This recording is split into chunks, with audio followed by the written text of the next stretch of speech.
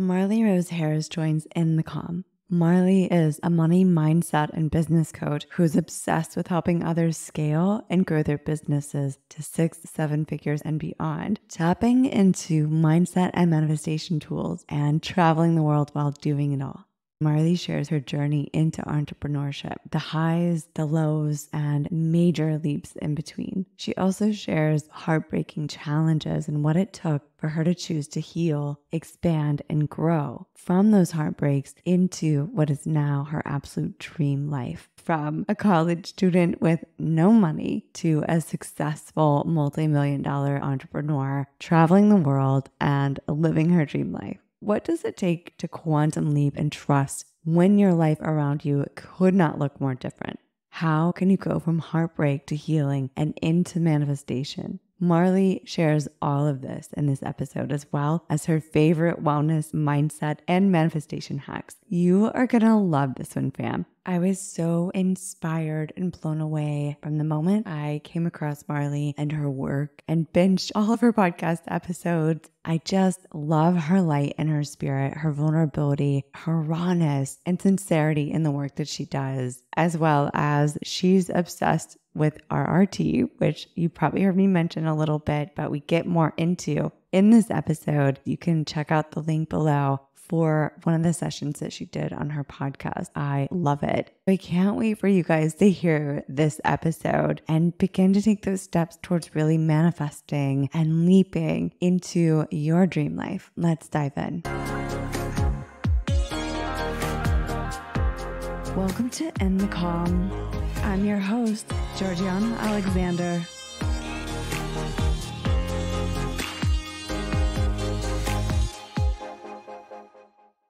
Marley Rose Harris, welcome to In the Calm. I am so excited to have you here. I'm so excited and grateful for being here. Thank you so much for having me. You are a business and mindset coach. You've taken all the wisdom and experience that you learned building your 7-figure businesses as a digital nomad on top of it. And then now you are helping other entrepreneurs create a life of time and financial freedom. You also are the host of Money Mindset Manifestation podcast, which I'm obsessed with, by the way. I literally have binged so many of your episodes. I actually came across you through your interview with Melanie Ann Lear. I was kind of telling you that off before we jumped on live, but I just was like, who is this woman? She has the best energy. You're so well-spoken. I completely binged all your episodes and I'm like, you've got to be on the show because my community wants to know you. So excited to have you here. Oh my God. Thank you so much for that intro. That is so sweet. My hand is on my heart. Thank you. Thank you. I love it. So before we get into all of these wisdom nuggets that you teach your community, that you have to offer, I'd really love to take it back to really your awakening story, because you had started in entrepreneurship, which it sounds like you were really not super sure of. And then you had these instincts and these intuitions and leaps that sort of carried you all these places. And then through a journey of deep trauma, and now through another awakening, a deeper layer of awakening. Would you kind of start us at the beginning of your entrepreneurship story? Yes. So my journey started back in like 2017. I went to university and my whole dream was to be a CEO for a big corporation. I never wanted to be an entrepreneur. Both of my parents were entrepreneurs and I was like, hell no. I want benefits. I want a salary, consistent income. They definitely struggled through entrepreneurship, and there was always quote unquote never enough and getting by. And so that's why I associate entrepreneurship with. So I was like, absolutely not. So I was like going to university, was so excited for the corporate route. And what would happen is during summer, I'd go home to my little itty bitty small town in Ontario, Canada. And all my friends would be like interning at like Deloitte and all these like cool like business places. And I was like, well, either you work in a restaurant or you work in a restaurant back home. So I was like, well, I need to get experience from my resume to be able to work for other people. So I was like, well, all of these like mom and pop shops need social media because I live in a tourist town and no one knew how to run it. So I was like, I'll just like help them with their social just to put it on my resume and have some extra money to like buy alcohol on the weekends. Like that was my like 18-year-old self. And so I started doing that. And then people would randomly ask me for like a website or a logo. And it just kind of built on that. And then I became enthralled. Like I became obsessed for like the first time in my life because I did not enjoy university. I didn't like what I learned. It felt very forced. I wasn't passionate about anything that I was learning.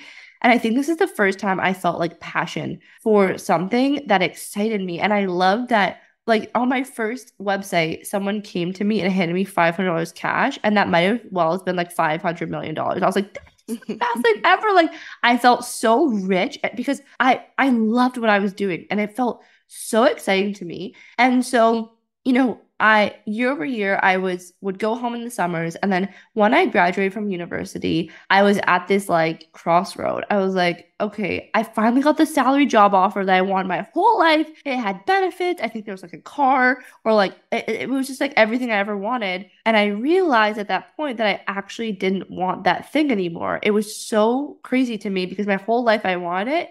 And the minute I got it, I realized no, because I had a taste of what it was like to be your own boss. And also, while this is all happening, I was like obsessed with going on Pinterest and like looking at Bali and the idea of living abroad. I'm a plant, so I need to be in the sun. I need to be near the ocean. I need like that's just where I thrive. And living in Canada, it's fucking cold and it's freezing. Your face hurts when you leave. It's like -30. And I was like, this is just not the lifestyle I want to live. Life is way too short to live like this. And so the word like digital nomad was getting like tossed around. And I saw people online working from their laptop, working from anywhere in the world. And I was like, I'm like, are you kidding me? That's my dream. Like working from my laptop, traveling the world. That is the coolest thing ever. And so I was at this crossroad, and basically I made the decision to go all in on my business. That was literally like a side hobby at this point. And just like, what would happen if I just went all in on this and intended for this to actually support me on this life of time, location, financial freedom. Let's just see. And bear in mind, I was scared shitless. Like it wasn't an easy decision. It was terrifying, but I knew that there was a slight chance that that could actually get me to where I wanted to go. Whereas going the corporate route was like 0% chance. And so I started my business. I still had two other businesses on the side, two other jobs on the side while I built up my business for like a year. And during that year, I actually went to Australia. It was like my first time. I did not make enough to like earn in excess, but while we were traveling, I was earning money. So I like broke even in the month, and I was like, this is the coolest thing ever. I'm like, I'm a millionaire. Like I felt it was just so incredible to me that I could earn money while I was traveling, that I felt like I literally unlocked the Da Vinci Code. And when I was in Australia, I was only there for a couple months. It was just a test drive. While I was there, I got a job offer to run the entrepreneurship center at the school that I went to. And everyone in my family was like, do not come home. Like, stay in Australia. I was even considering like getting a worker's visa and then like working in Australia while I supplemented my income. But I just knew, I just had this intuitive feeling that I needed to go home. It was the middle of winter, which is the worst time of the year for me. And it's just like dark all month. Anyways, I flew home and I just got home and I was like, yeah, I don't know why this feels right. I wasn't happy about it, but it just felt right, if that makes sense. I wasn't like, I don't know. It was just this neutral feeling. And a week after I got home, my dad ended up committing suicide. And so everything before this moment, I would say I was dabbling in personal growth. I started meditating, I started journaling, I had a gratitude journal. And this was the pivotal moment in my life where I knew this was either going to make me or this was going to completely break me. Mm-hmm. And because I had a taste of what it was like to be in alignment with my purpose and had a bigger vision, and I started to have bigger goals and bigger things for myself. It was the North Star that I needed to keep me going. And I remember that when this happened, I called my best friend, and like my mom called me to tell me, and then I hung up the phone, and then I called my best friend who had also lost her brother. And this is my best friend that I literally met when I was in Australia. Like I didn't know her that long, but it was like soulmate connection. And she's like, Marley, do not let this make you lose your sparkle. And I don't know how to explain this, but like it almost sounds a bit cheesy, but like that was what I needed. I was like, I will not let this ruin me. Like, and so I immediately went into therapy. I immediately went into like I did Reiki and talk therapy like every week for like 6 months. And what ended up happening is, I mean, I don't think you ever heal from a trauma like that, but I'm still grieving to this day. But I did actually start to heal. And I also started healing deeper things. So inner child healing, trauma, like and looking at my self-worth, looking at my confidence, looking at different things that I was not looking at before. I wasn't even had the awareness to even look at it. I didn't even know that I was struggling with my self-confidence. I didn't even know I was having anxiety. Like I had no education around that because obviously they don't teach you that in school. And so when I started doing the deeper healing, what ended up happening is, over the years, I started becoming obsessed with personal growth, personal development, and honestly just feeling good because that when that happened, January, it was rock bottom for me. I've never is the worst thing I've ever been through. And knowing what it feels like to feel so bad and then coming out and starting to feel a little bit better and then a little bit better and then a little bit better, I became so intentional about how am I going to make myself feel good. And not only that, but learning it so that I never do that to anyone else in terms of like, I lost my dad to mental health. And so I made an oath to myself, like, I never want to do that to my family. And I never want anyone to feel like that's the only option in their life. And so learning about the subconscious mind and reprogramming, and then on the same parallel, building my business. My business was like my safe haven in a way because it really brought me so much joy and so much passion while I was healing. And so over the next couple of years, over the year, I was able to move to Australia full time. And then I was living between there and Bali, and I started really doing the deeper healing. And what I noticed is that the more I healed myself, the better my business did. And so I started to make this connection between mindset and money. And what I was doing to heal my subconscious mind, I started applying that to money. And so my business got to a point where, I was earning more in a month than that corporate job offered me for a year. And I'm from a very small town in terms of like, this was blowing my mind. Like I come from a place where if you're making $40,000 a year, like that was phenomenal. And then I would be selling that in a week.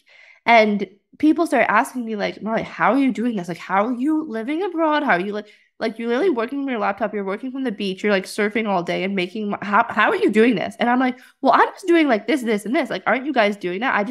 We just assume that everyone knows what we know. Mm-hmm. And then I started to realize that like no one was really talking about this or none of my clients when I was doing their website was like focus on this. They were all focused on more of like the masculine sales tactics, not like the energetic mindset piece. And I was like, there's a huge missed opportunity here. So at the beginning of 2021, I dissolved my first business, which was, I still the websites and the branding. I was continuing all that. And I pivoted, which I always wanted to do, which was to teach people, that business energetics and how, yes, the strategy that builds a business that is time, location, financially free, because that's so important, but healing your beliefs around what you believe is possible for you and what you believe you deserve and how money actually works and how to become a vibrational match for money and freedom and happiness and joy.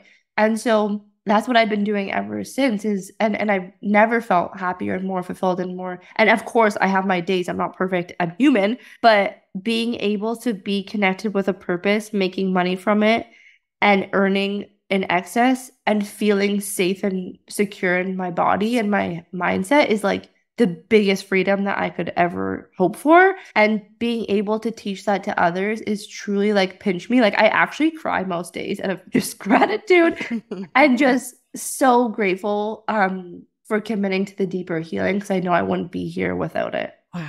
I just have so many things to touch in with this conversation. I mean, I'm just always blown away with your story when I hear it because going back to just trusting your intuition, going against the grain, like you have gone against the grain so many times, whether it feel like it really felt that way or not, and you're just like very focused and driven in what you're doing. I think I heard your astrology. Will you share with us? You're a Capricorn, but do you know your moon and rising too? Yes. So my sun is Capricorn, my moon is Scorpio, and my rising is Leo. Okay. And then you're also a what in human design? You're a manifesting generator, but what's your line? Yes. Oh, I don't know my lines You don't know actually. your lines. Oh, I Okay. don't know my lines. I want to like figure that out with you because I'm so fascinated. I get the feeling that no matter what is going on in your world outside of your intuition, that instinct to drive forward is so strong in you. It's just like Mm. la la la to everything else because there were so many times it felt like in your journey that you could have been pulled and swayed by other people's thoughts or ideas of what you should be doing or what felt right. But again, it's like something in you knew the higher perspective of what was possible for you, even when there was nothing in front of you or around you that gave you that information. It's like you were being pulled and called in that direction. And then going back to just the experience with your dad, like, wow. I mean, it's just so beautiful and so heartbreaking at the same time. I mean, for anybody, I've known several people who have had losses of suicide in the family or other really hard things.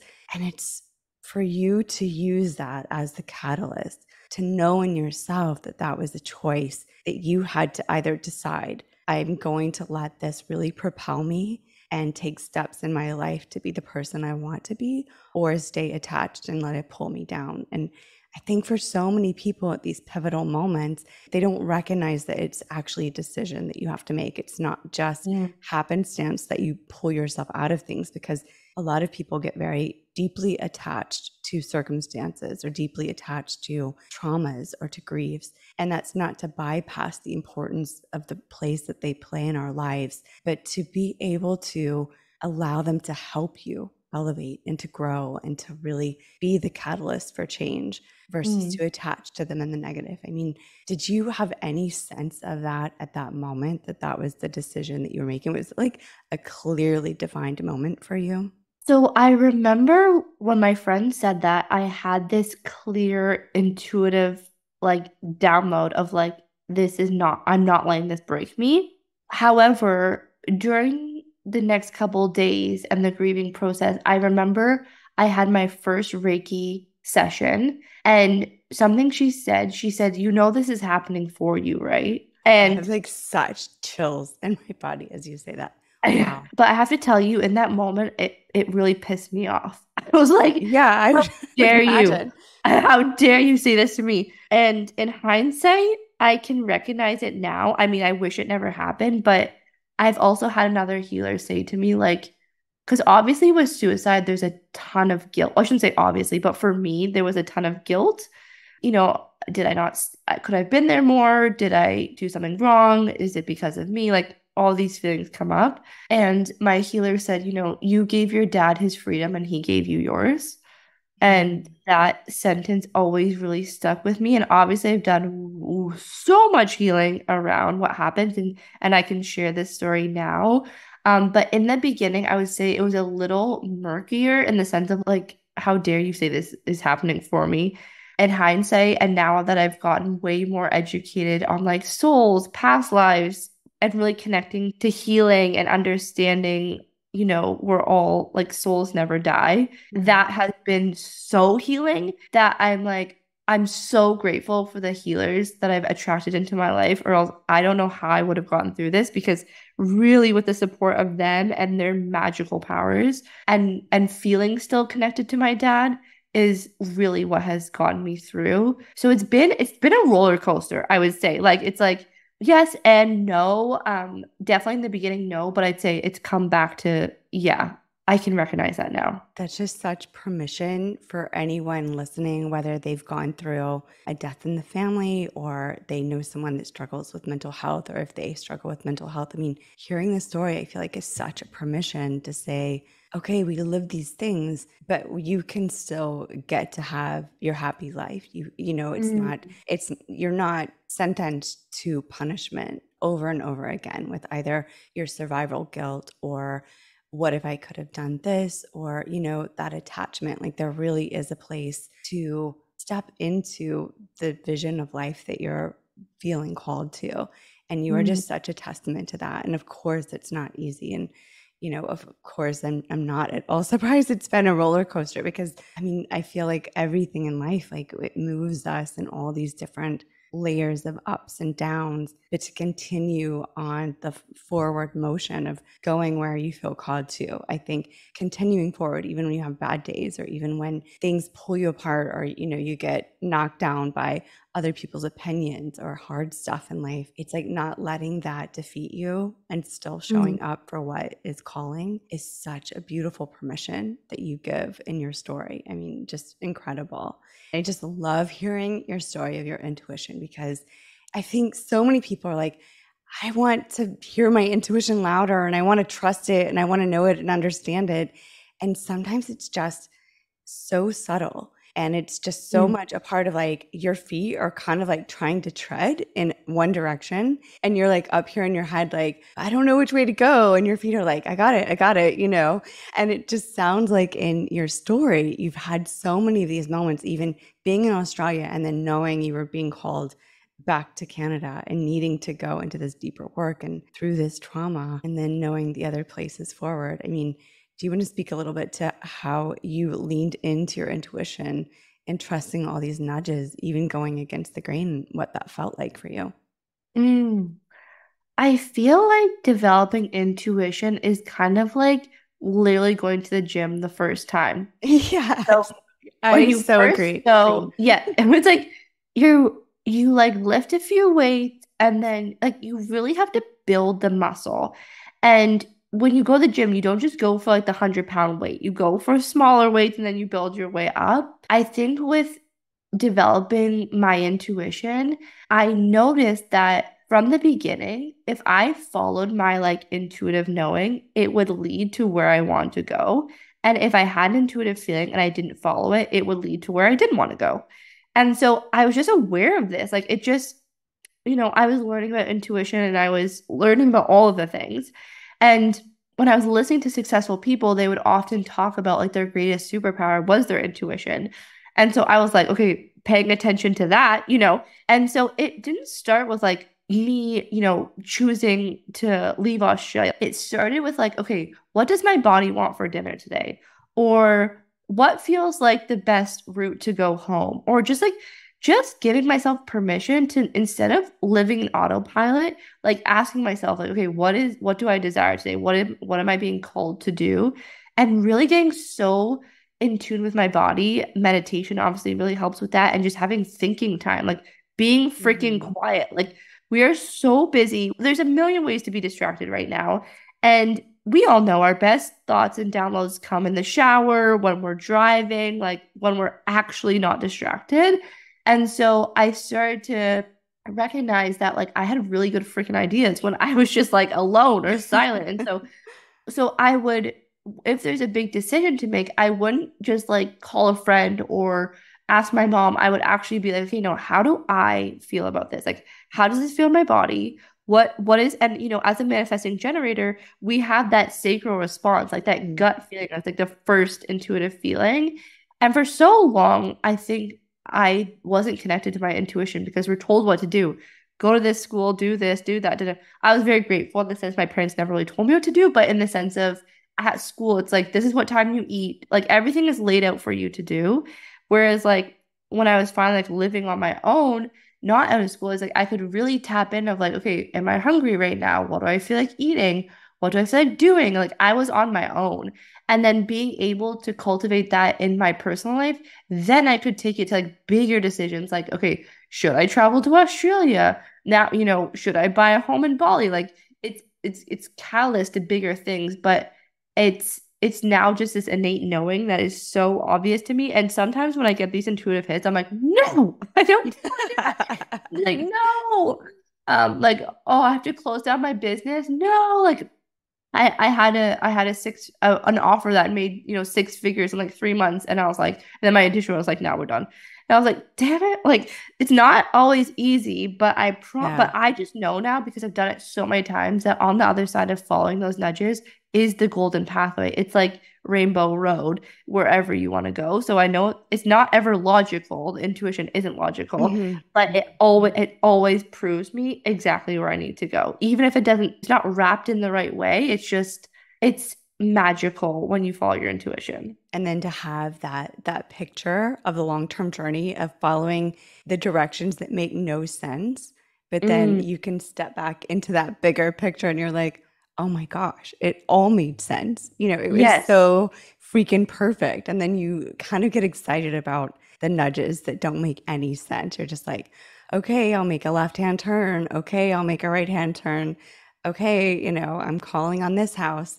This looks way more expensive than the house I think I can afford. I've had that happen where I've manifested like the most perfect houses. Like this was in LA in a neighborhood that was way out of my price point at that time.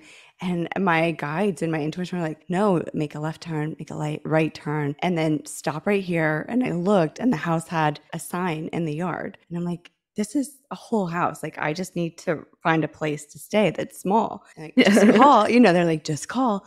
And I called and there was a carriage house in the garden that was available and it had beautiful lights. It was right in West Hollywood. It was Oh, walkable to all the farmers markets and all the shops. And it was like a couple blocks from Rodeo Drive and a couple blocks from it was like right at Melrose. I'm like, are you kidding me?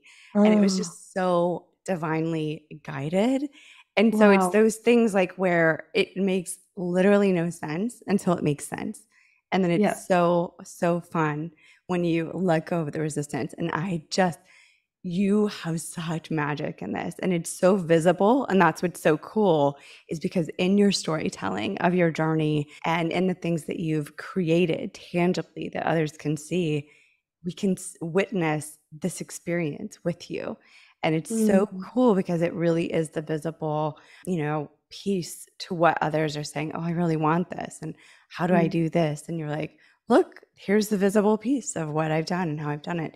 And it just makes so much sense. And I can see that intuition. And you really lean into your instincts, not just in business, but in all areas of your life. Like you've talked about your wellness and healing journey and really leaning into your intuition. Do you want to share a little bit of that story as well with how you overcame a lot of adversity with healing and wellness and body image and things like that, but then leaning into your intuition? I just love how you share this. yeah, I would love to. So I always, I started struggling with my body image in university. I was very fortunate in the sense my dad was a chef, my mom was a pastry chef. I was freaking spoiled with food growing up. I never had to cook anything, and we just always ate very good. And so when I went to university and went to live in res, it was like drinking, gluten, dairy, sugar, alcohol, like that was my diet. And so I gained freshman 15 as most people do. Right. And I also really struggled with cystic hormonal acne and for years and years and years and years.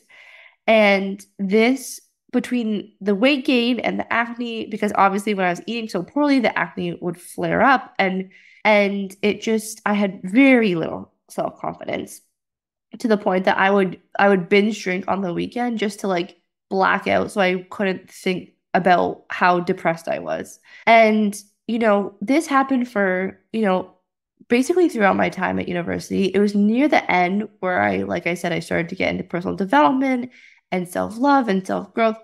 And I started, going to the gym for the first time and like educating myself on food and eating better. And so then I started to lose all of the weight. But then I would get really praised for losing all the weight. So then the obsession turned into, you know, more of a restrictive eating habit in the sense of my eating disorder looked like if I ate less than 1,000 calories, I that was like the win for the day. And I would measure everything, and it was a really obsessive, really toxic pattern around eating and working out. I looked good, but on the inside it was chaos, like obsessed about food, obsessed about every calorie, constantly weighing myself, constantly looking in the mirror.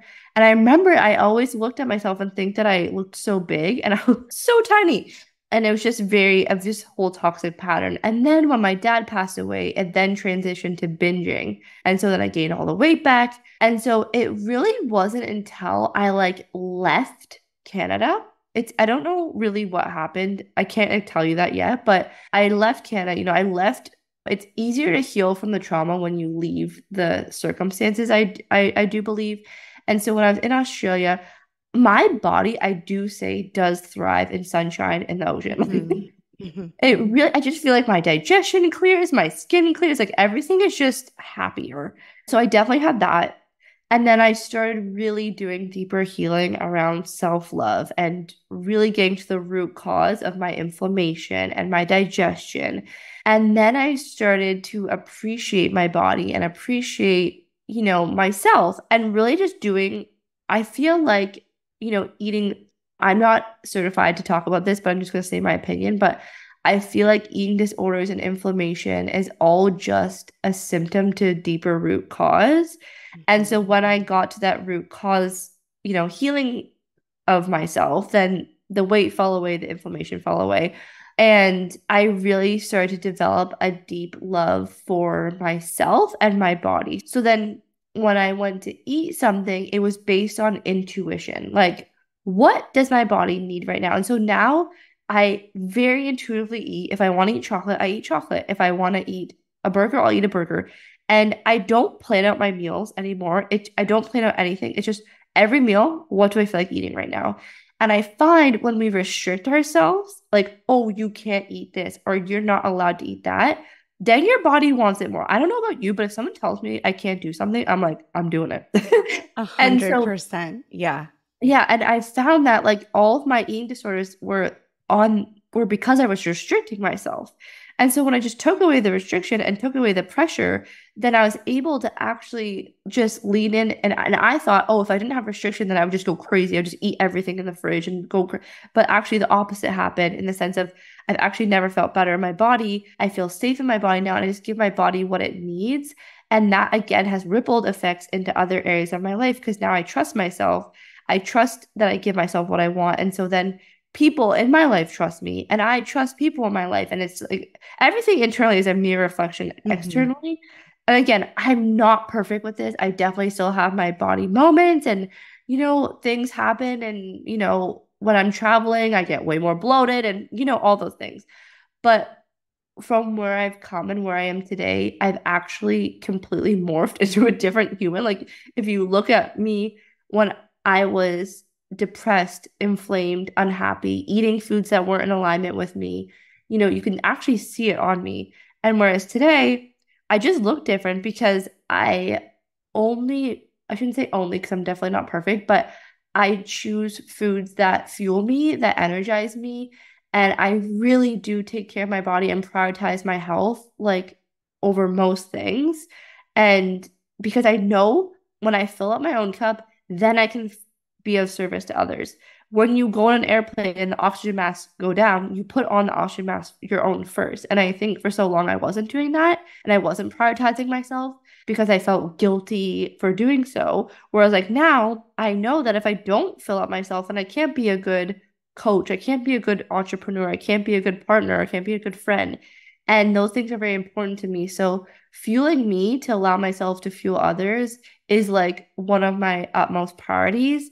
And I think for so long I did what I thought I had to do, like workout, hit workout, da, da, da, da. I was so disconnected from what my body needed. Again, tapping into the intuition of like, okay, now if I do a hit workout, how do I feel after? Okay, I actually feel shit. Like I feel so inflamed. It does not work for my body.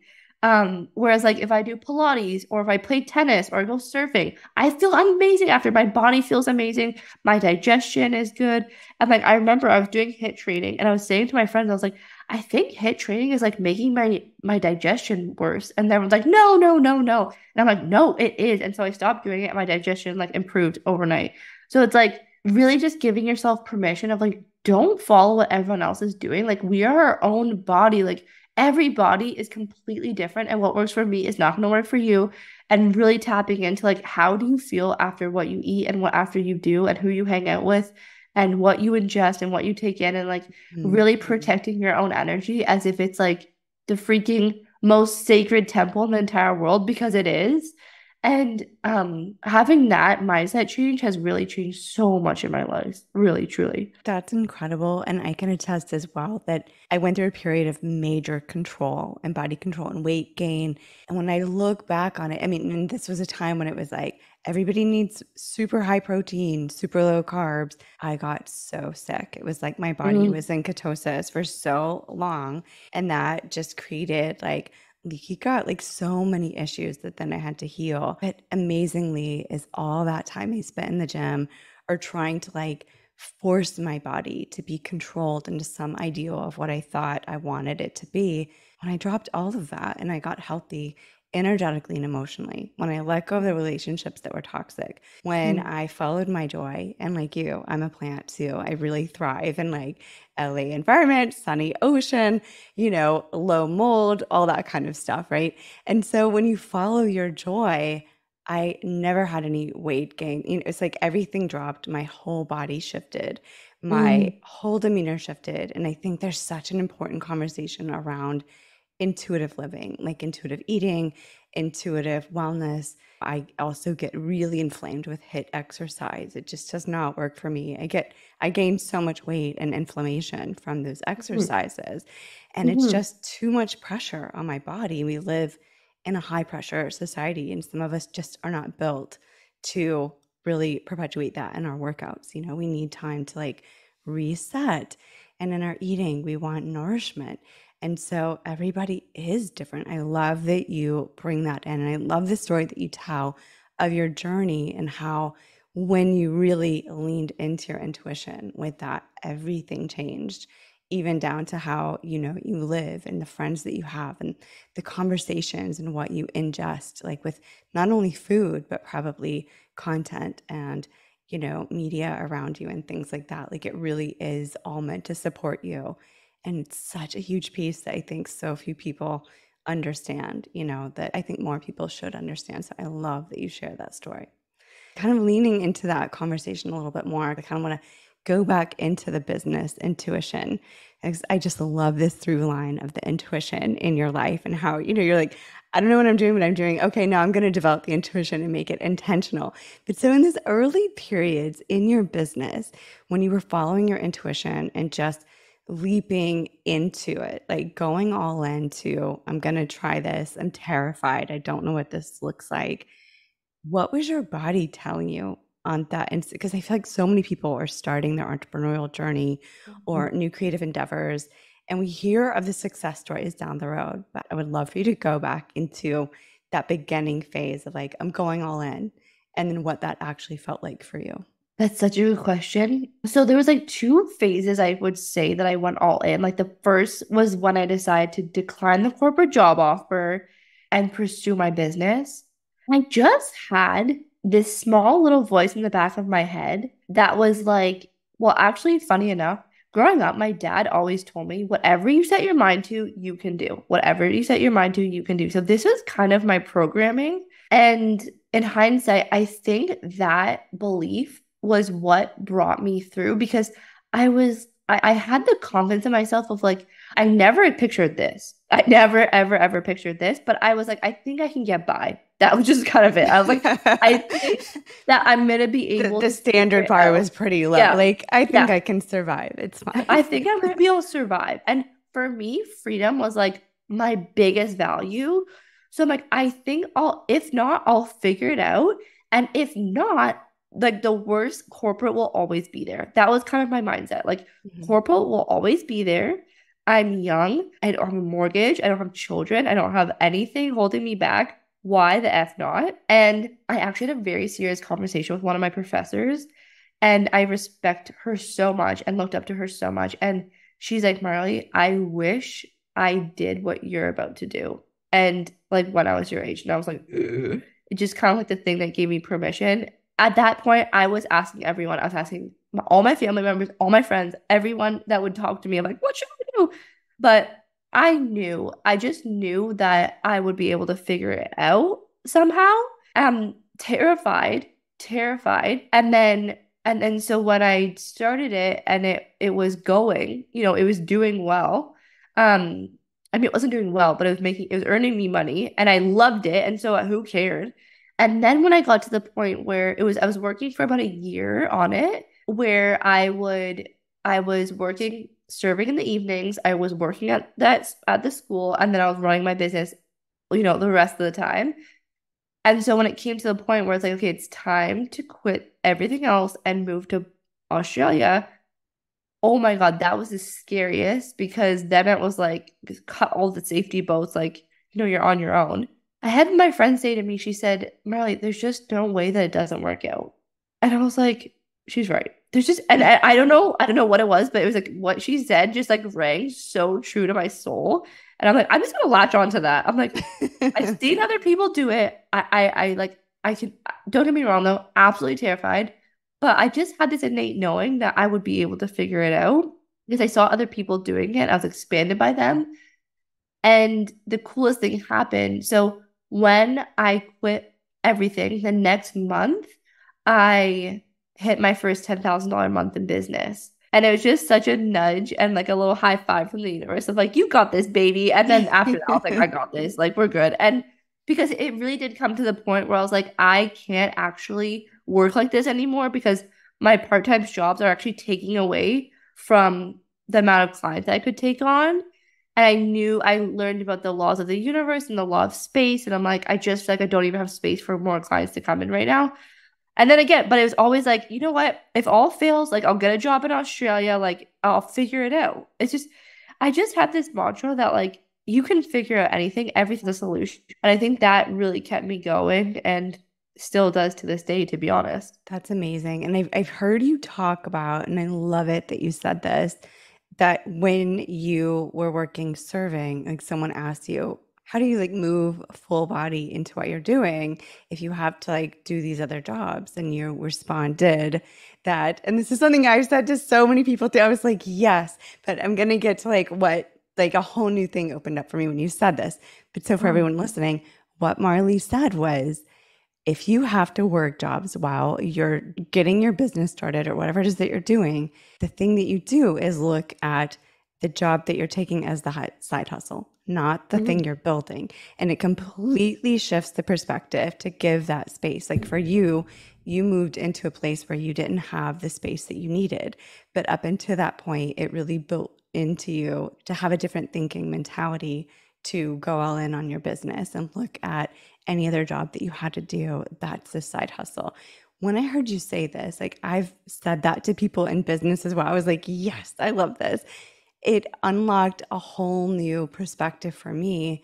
I love quantum leaping. I've done it so many times in my life, jumping timelines, love it. But like that whole concept of looking at the life that you're in as the transition, right? Like you actually already live in the place that you're putting your input into. That's how I've leapt. And I didn't even realize it. And when you said that, it clicked. And I was like, yes, Marley, like that was the perfect like association for exactly what happened is in the business or in the lifestyle and the next leap that you're in. You go all in that next place and look at where you are as the transition. So that way you can unhinge and unattach from where you are and give the universe space to work magic with you. Oh, I loved it. Oh, I love that. Yeah, I got a whole visual download of that. I'm like, boom, thank you, Marley. Like that just like opened up some stuff. That just opened up Wow. some stuff. That just hit home for me as well. Thank you for sharing. Yeah. Yeah. We're just gonna reciprocate that one back and forth. Yeah, But yeah. so one question I have for you that I find really interesting is like in the beginning, as you're, once you made the leap all into your business, you are talking about things that at that time were really new. And I feel like people still feel that way now with starting new things. Like, how did you lean into your audience and into your language and who you were talking to and kind of trusting that message when everything that you're talking about with mindset and manifestation is still relatively new language at that time for a lot of people? So it was really interesting. I started my podcast because my business was branding website. There was no space for me to talk about there. And I was like, I don't want to talk about fonts. I don't want to talk about a color palette. I want to talk about like quantum physics. Yeah. So that's why I started my podcast was like this. And with literally just out of pure joy. There was no intention. It was just like a space for me to speak about what I was learning and what I was implementing and the cool shit that I was seeing in my life because of everything I was learning.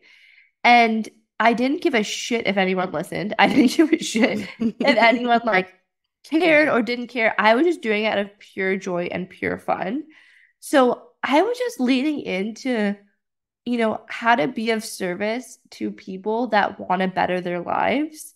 And it was just like the outlet for me. I felt like I was doing a disservice if I wasn't sharing what I was learning because I had been through so much and I saw so much growth in my life and I was getting so many questions about it. And I was like, okay, instead of sending these like paragraph essays back to people, I'm like, I just record a podcast, then you can all listen and then you can implement and do the same. So it's interesting. Like, I feel like leading into it was just out of pure joy and like pure excitement to share, like a little child being like, I discovered candy for the first time. Like, really just so excited to share.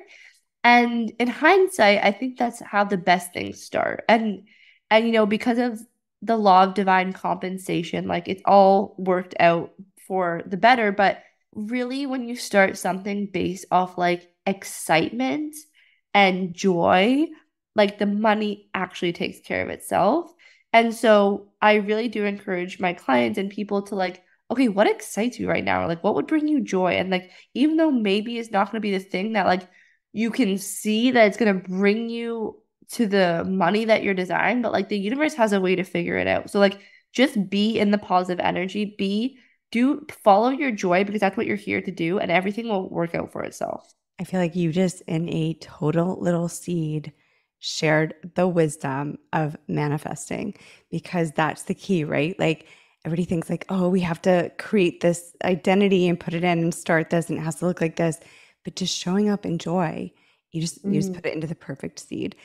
Creating without caring if anybody else cares about it, that is so magnetic. It's like all that expectation is dropped and you can just dance and play with the universe and with your spirit. And I love it. You said like childlike wonder, like discovering candy. It is kind of like that, right? With everything new.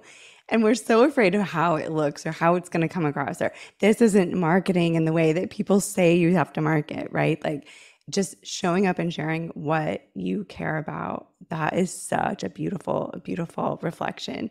I love that because I feel like where I've seen the most success in my life as well is I kind of call it like my Euro attitude.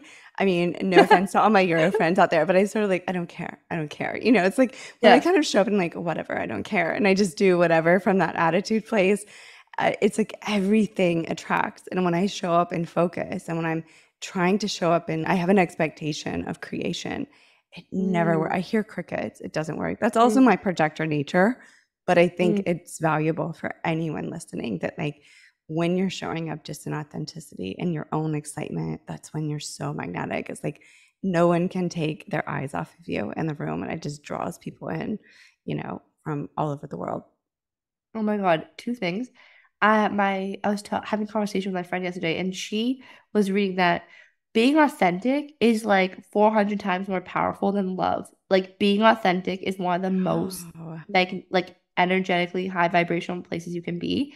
And then number two is like this is underlining like the law of neutrality. Think about being dating someone and they're like, you have to go out with me. You have to come on a date with me. Oh, you have to do this. Like you have to. It's like I don't want to be. I don't like date. So when you come from an energy of like I want you, but I don't need you, you are hot as shit. Like that is like the hottest energy to be in. And when you can come from that energy, you become a magnet. And so, like you were just saying, if you just follow your joy and like from a very neutral standpoint of like, I'm just doing this because I love this and I don't care what happens. The universe is like, boof, like, here you go. Here's everything. And it's like, it's so, so magnetic. It's so shocking. And for everyone listening, that's like a little too much in the caring game. I can say it takes practice. Like I remember growing up, like I didn't even know I was such a great manifester, but I just sort of would put on this like, okay, I'm going to put on my hot girl like outfit and I don't care attitude. And it was such a magnet and attractor for, I'm like, I don't need you. Like I was that girl dating, like I see you, but I don't need you. And it was such an attraction. It was attraction for careers and opportunities and travels and all these things. Like I would end up in places that people were like, how are you having these experiences? And how are you creating the success in what you're doing? And I'm like, I mean, whatever. I don't care. It's like, you kind of play this. It's a little bit of a game because deep down, I mean, I have the biggest heart. Like I care so much for people Yeah. and I love the expression of joy. But it is sort of like a little hack of like you put on that sort of attitude and you drop your expectations. And it just is like almost scary how fast it starts manifesting and attracting opportunities. I love that you are obsessed with writing things down that you want to manifest. I am too, because otherwise I feel like you can manifest things you don't want. Like you're like, attracting all this stuff. And so like having the list of what you want and manifesting and writing it down, it's mind blowing how fast it starts creating in your life. We could go down that whole rabbit hole forever. I feel like sharing stories and I could just listen to your stories. But one thing I would love for you to touch in and share with everybody before we hop off is RRT. The second I heard RRT, I was obsessed. I think I heard Catherine Zankina, Manifestation Babe, say something about RRT and I got a whole ping. I was just like, I need to know about this. I have not gotten certified yet, but it's on my list of certification. I'm like, that's up next. And you jumped in, you got your certification. I just did one of your RRT recordings. Obsessed. Like you just nailed it. I had such an amazing response. Will you talk about RRT? Because this is like mind blowing. Yes, I had the exact same like response.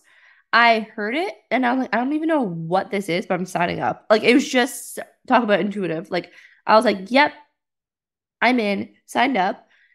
And then a couple weeks later, I was like, shoot, I better like try whatever this is. Like, I don't know what I just signed up for. And I did an RT.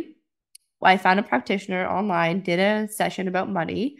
And then the next month, I doubled my sales. I didn't do anything different in business. Like, it just quantum leaped. And I was like, oh, okay, bitch. I was like, I haven't paid attention to this. So basically, what RRT is, it's called Rapid Resolution Therapy. It was invented by John Connolly. I actually interviewed him on my podcast. I'm obsessed with him. I'm obsessed with him too. I'm obsessed with him.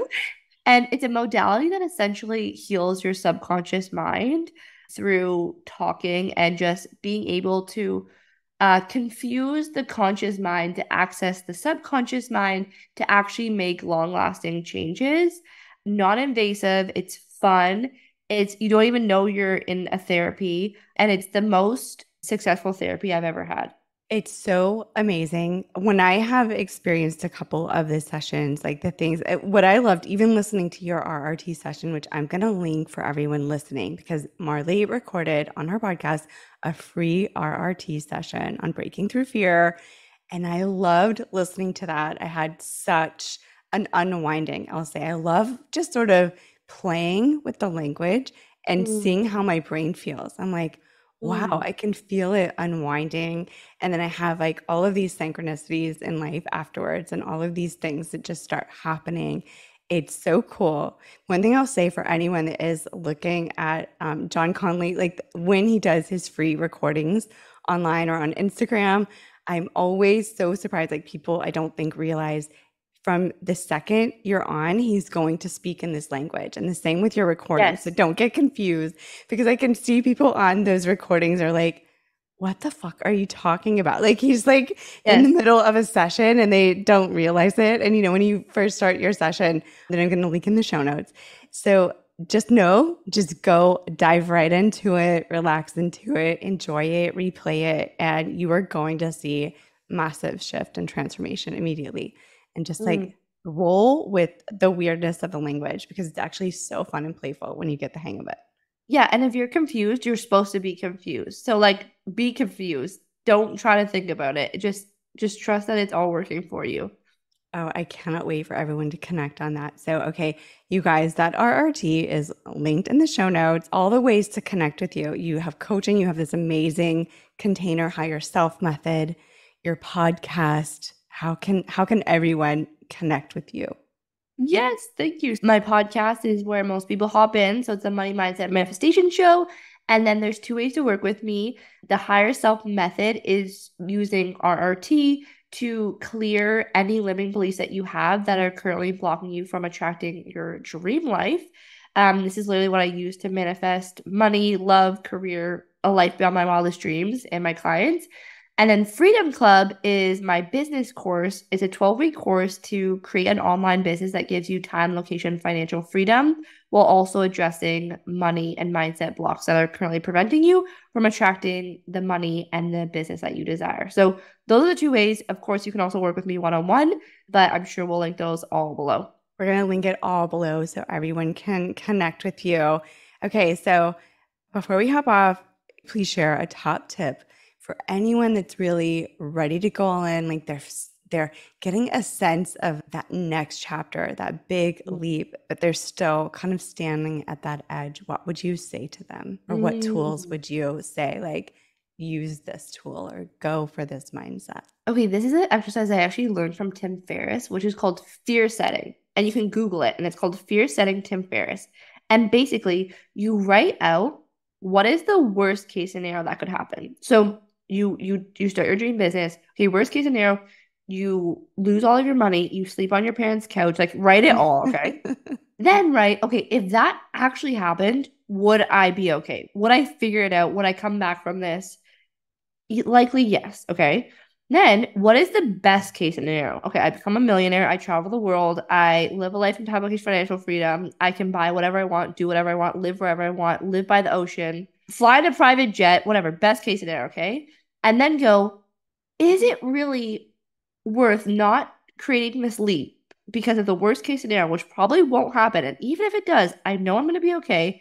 And then looking at and then also, there's an opportunity to have this best case scenario. And also, if you intend something, what you intend on, you manifest. So, and what you desire is destined for you. So, it's like when you paint it like that, I think it really gives you permission just to be like, fuck it.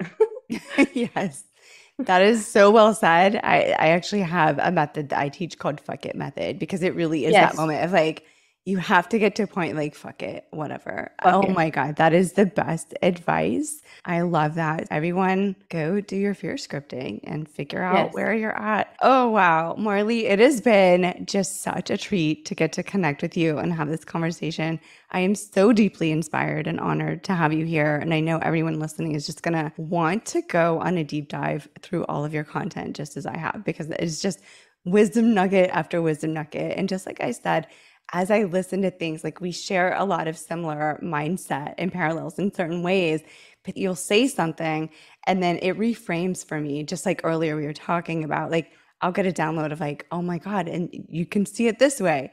And it's a total mind opening. It's just such a beautiful gift that you share with the world. So thank you for being here. Thank you so much. That is so kind. You are the most incredible host. Thank you for your beautiful questions and making me feel so just, yeah, giving me this platform. So thank you, thank you, thank you. It was so much fun and I'm just so honored. So thank you so much.